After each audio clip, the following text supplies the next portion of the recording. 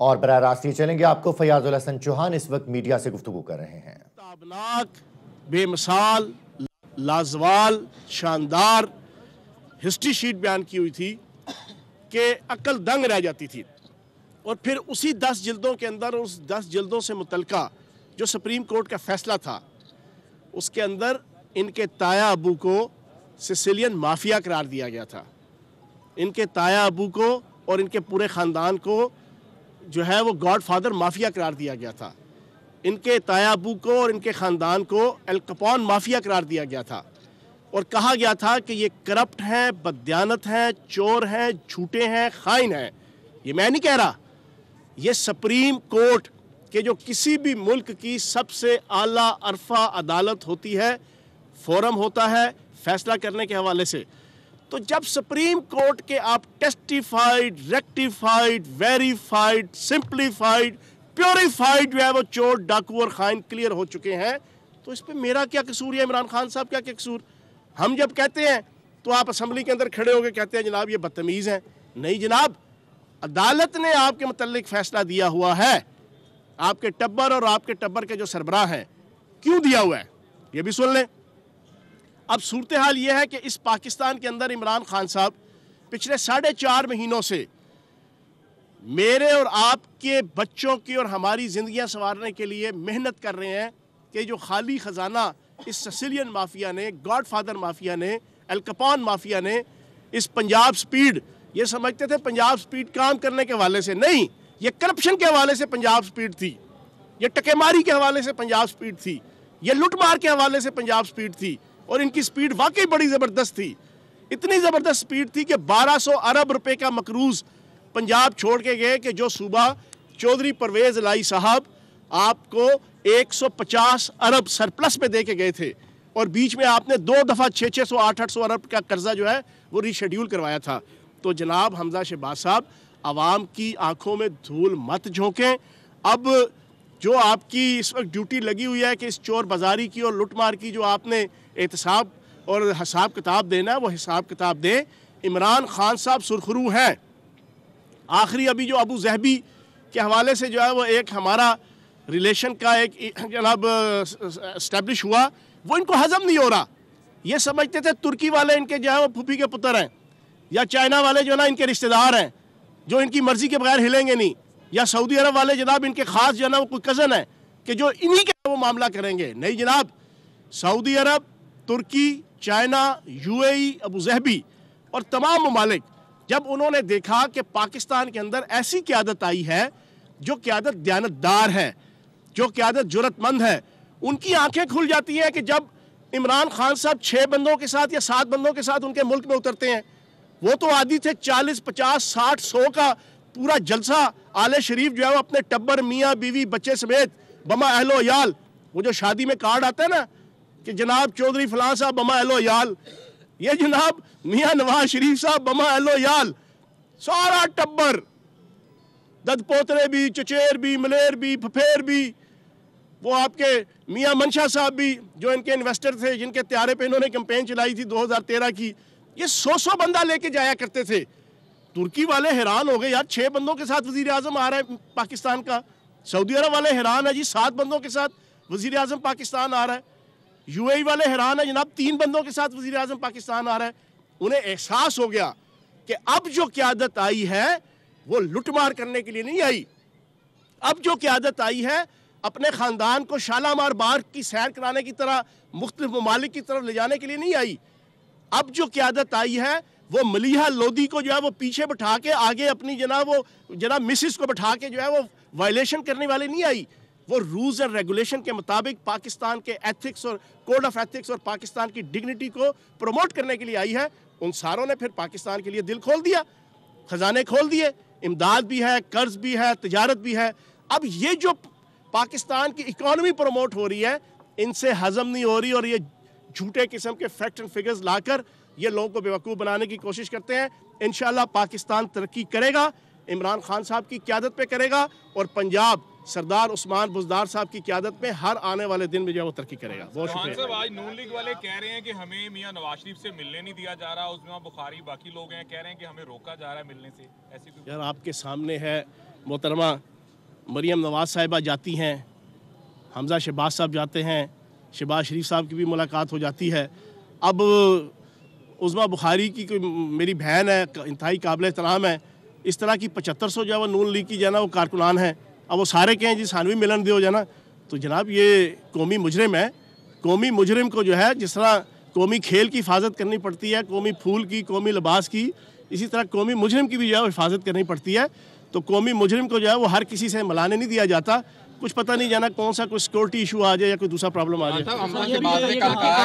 हमारी मईशत जो है वेंटिलेटर पे है और ग्रोथ रेट है वो भी कम हो रहा है, तो क्या आप कहेंगे? देखें, सारी दुनिया जानती है कि 4.5 महीनों में 6 ममालिक फ्रंट फुट पे आए। अबू ज़हबी का वली अहद 12 साल बाद पाकिस्तान आए, 12 साल बाद, जो उन्होंने फिर तिजारत का, इमदाद का, कर्ज का जो पैकेज लिया जो इससे पहले कभी नहीं हुआ। बाकी तमाम ममालिक, इनके होश उड़े हुए हैं। मैंने सच्ची दोबारा बात रेप्लिकेट कर देता हूँ, इनकी नून लीग की और आले शरीफ की गलतफहमी थी कि तुर्की वाले इनके रिश्तेदार हैं, चाइना वाले इनके चचेर हैं, सऊदी अरब वाले तो इनके घर के जना ख़ास बंदे हैं, हमारे अलावा तो ये किसी से कोई मामला नहीं करेंगे।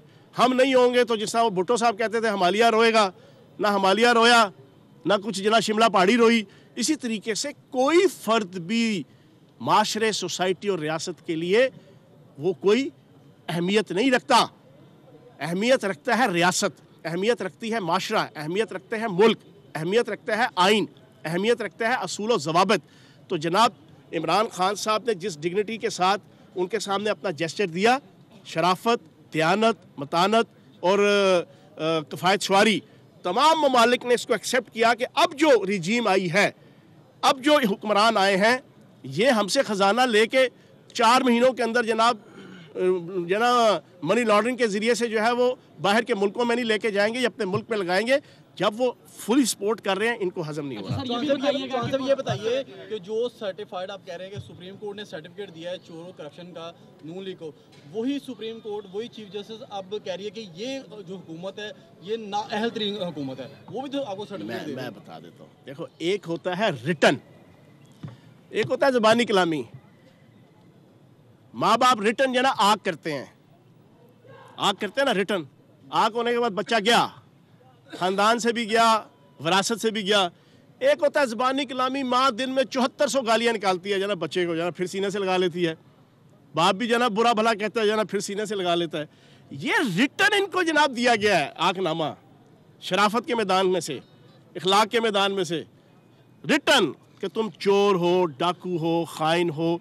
तो जनाब हमारे हवाले से और बाकी भी जो हुकूमतें आती हैं, कोई डिपार्टमेंट आते हैं, वो सुप्रीम कोर्ट, मैंने पहले भी कहा, एक बाप का दर्जा रखती है। चीफ जस्टिस और तमाम जजेस रिस्पेक्टेबल हैं, वो अगर कोई कमेंट्स देते हैं तो उनका राइट है। सर ये बताइएगा, कोटलखपा जेल के आखिरी सवाल, आपकी जो तस्वीर को आग लगा दी गई है कोटलखपा जेल के बाहर, सर कोटलखपा जेल के बाहर आज आपकी तस्वीर को आग लगाई गई, नून लीग के कारकुनान की जानिब से नारेबाजी भी की, क्या जुर्म किए आपने ऐसा कि जो आपके खिलाफ इस तरीके से एहतजाज कर रहे हैं लोग? सर, इमरान खान साहब के बाद अगर आले शरीफ की नींदें उड़ती हैं या रात को डरावने ख्वाब आते हैं, तो मैं फ़ख्र से कहूँगा वो फ़याज़ुल हसन चौहान की सूरत में आते हैं।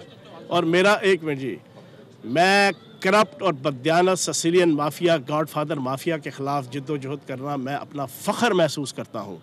फ़ख्र, जिन्होंने 40 साल इस मुल्क को लूटा, जिसके ख़िलाफ़ मैंने तहरीकें चलाई, जिसके ख़िलाफ़ मैंने जेलें काटी, जिसके ख़िलाफ़ मैंने जनाब सीने पर ज़ख्मों के फूल सजाए, हवालातें 40 दफ़ा से ज़ायद काटी अपनी पिछली 38 साल की सियासी ज़िंदगी में, इन्हीं सिसिलियन माफिया के ख़िलाफ़। इनको बेनकाब करना, इनकी चोरी को, डकैती को, कत्ल गारतगरी को बेनकाब करना मेरा फ़र्ज़ है। फिर अपने स्पेसिफिक अंदाज से मैं इनका नक्शा खींचता हूँ।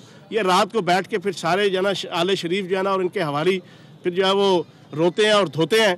तो तस्वीर जलाएंगे तो मेरा फ़ख्र है कि चोर, लुटेरे और नौसरबाज जो है मेरी तस्वीरें जला रहे हैं।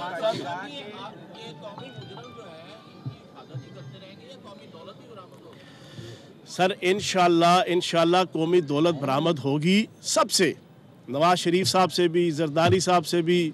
उसके बाद अभी बारी आनी है सारों की, जना मौलाना फजल रहमान साहब की भी, असफंदियार वली साहब की भी, महमूद खान अचकज़ई साहब की भी, इन्होंने सारों ने जो बमा अहलो अयाल लूट पार की है, और अभी भी ये मिन्नतें तरले कर रहे हैं, मिन्नतें कर रहे हैं, ना माने।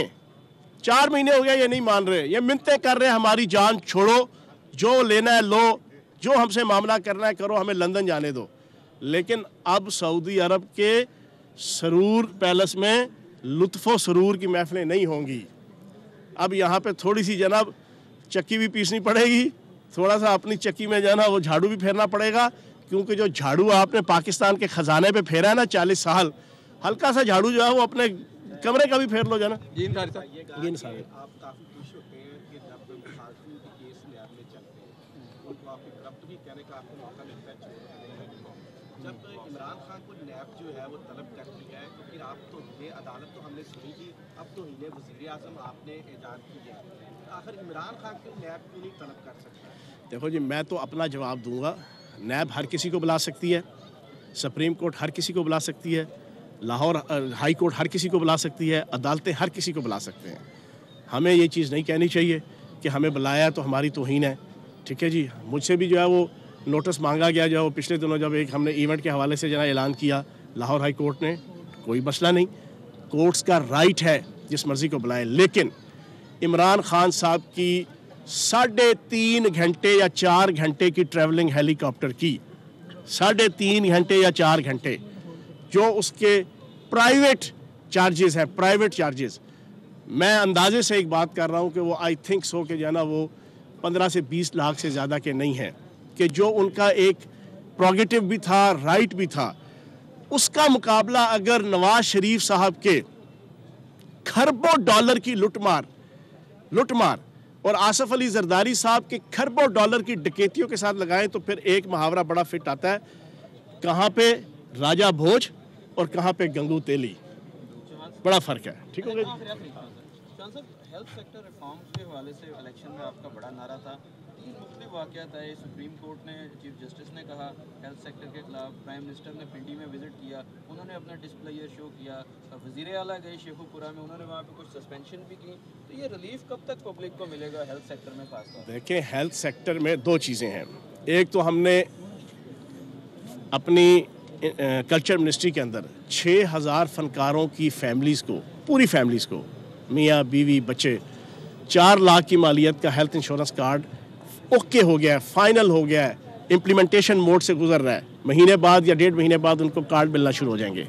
दूसरा जो सबसे बड़ा है, आपका Insaf health card, doctor Yasmin Rashid साहिबा ने बड़ी मेहनत की है पिछले 4-4.5 महीनों में, और वो 10 अजला जो हमारे KPK के जो हेल्थ इंश्योरेंस कार्ड को और इंसाफ हेल्थ कार्ड को देख के जो है ना वो इन्होंने नाम नहाद खादमे आला साहब ने जो देखा देखी शुरू किया था, वो हैप हैज़र्ड था और सिर्फ 10 अजला में था। 10 अजला में हमने इस फाइनेंशियल ईयर में 17 अजला के अंदर उसकी इम्प्लीमेंटेशन स्टार्ट की है, और वो भी 3,80,000 मालियत की, ये देते थे कि 3,20,000 की।